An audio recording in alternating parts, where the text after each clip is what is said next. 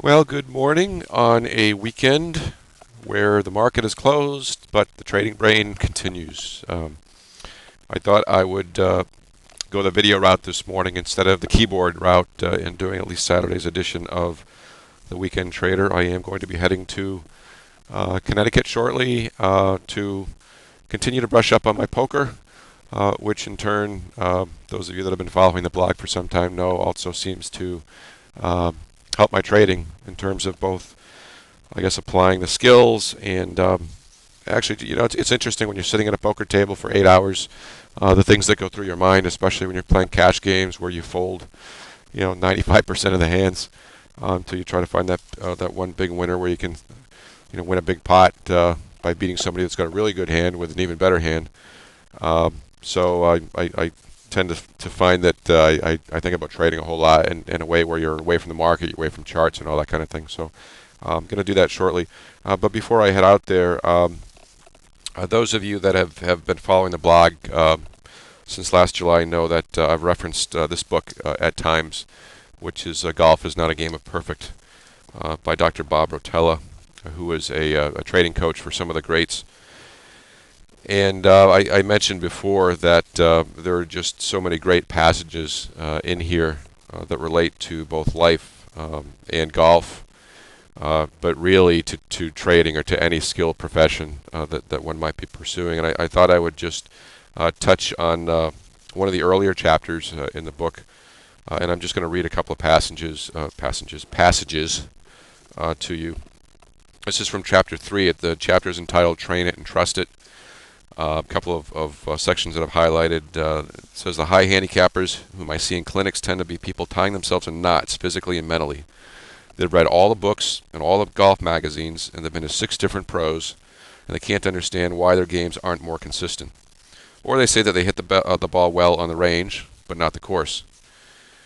A couple of other sections here. Let's see here. You cannot hit a golf ball consistently well if you think about the mechanics of your swing as you play. There's a time and place for thinking about the mechanics of the golf swing.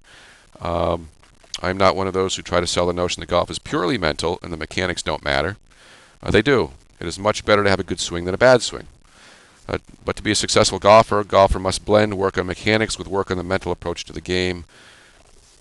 Blah, blah, blah. A golfer must train his swing and then trust it.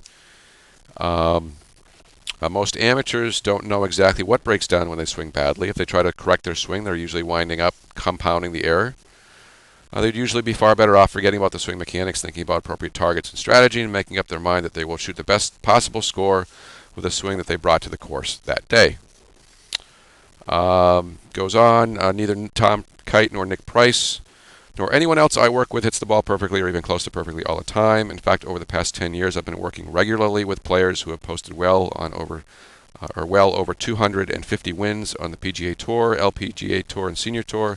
I can't remember more than a few times when a winning player has told me that he or she hit the ball really well for more than 2 days of the 4 in the tournament. Winners learn to accept the swing they bring to the golf course on any given day and try to score with it. And it goes on and on and on. That's chapter 3. Again, just all sorts of inferences to trading in terms of, certainly my belief that the game, which it is, the game of skill, is largely mental. Certainly the swing mechanics, the patterns, the market backdrop are very important, order entry platform and that kind of thing. But by and large, I certainly agree that the game is largely mental, and that's certainly the case as I look back at last year and the first part of this year, where as I said in Friday's post, I'm trying to get my game face on, and I know that the number of folks that are watching this is continue to grow, in part because of the interview, which has now also been posted on MoneyShow.com apparently. And that's great. I'm not looking for additional exposure, but I welcome everybody who happens to walk in here. I am trying to continue to do something very different than I've seen done in the industry. I guess this is quickly growing into maybe one of the wider reality shows in terms of what's going on, at least in the life of one trader. And that's going to continue. I want to continue to talk about everything, the good, the bad, the ugly. It is everything that I talk about is truly out of my head in terms of what I'm really thinking. It's 100% auditable in terms of the results, both good and bad. So that goes without saying. But again, if you're new to the site here, welcome. A few of the recent comments have touched upon, well, have you thought about this or that in terms of getting getting out of a little funk that you might be in, or looking at different patterns and that. And the answer is no. And I go back to what we just touched on in that book, which is, if you've done this long enough, you pretty much know what to do, and it's a matter of just doing it. One of the changes that I've made going forward, and you'll see this on the new version of the weekly performance scorecard in the left-hand margin, is to basically go with a game that brought you. Again, when I look at when I've been mostly successful, it's been feeling that I'm trading after a day where I've not traded very well at all. And I think one of the things, as well-intending as this weekly scorecard is, one of the things I've seen it doing for me as well on the negative side is, if I glance at it, I look at it and say, well, gee, yesterday wasn't that bad, or yesterday was pretty good, and I can't trade like that. I can't trade like that. So I've decided that as long as I keep using the scorecard, I'm actually going to add a column which will precede the current day blank slate. Which again, if you look at it right now, you'll see that basically there's some oranges and yellows up top in terms of the market backdrop, and in terms of my energy level and that sort of thing. And then you see atrocious performance. And I'm going to play with that and see what it does for me. I have always said that I trade better from behind. I trade better when I think that I have not traded well. And as I continue to seek to get my game face on this year and really get more into it, now that vacation is just about over, we'll see how it goes. I'm going to try to look at this next week as my last week of, again, vacation. It's been a little over a month now since we wrapped up, for all intents and purposes, '08,